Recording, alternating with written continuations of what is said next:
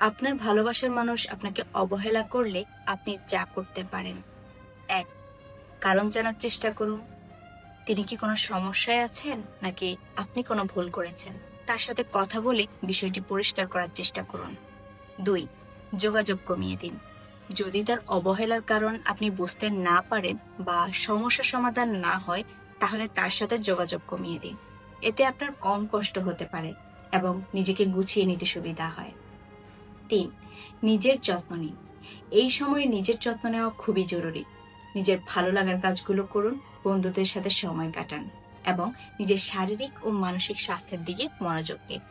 ৪, অন্যান্য সম্পর্কে মনোযোগ দিন। আপনার চারপাশে আরো অনেক মানুষ আছে যাদের সাথে আপনার সুন্দর সম্পর্ক থাকতে পারে। তাদের সাথে সময় কাটান এবং নতুন সম্পর্ক তৈরি করার চেষ্টা করুন। ৫, নিজেকে সময় দিন।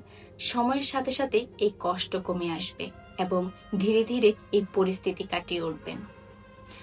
লাস্ট, আপনি তার সাথে খোলাখুলি কথা বলুন এবং বোঝার চেষ্টা করুন কেন তিনি এমন করছে। যদি সমস্যাটি সমাধান করা না যায়, তাহলে নিজেকে সেখান থেকে সরিয়ে নিন এবং নিজের ভালো থাকার দিকে মনোযোগ দিন। নিজের ভালো থাকাই সবার আগে প্রয়োজন।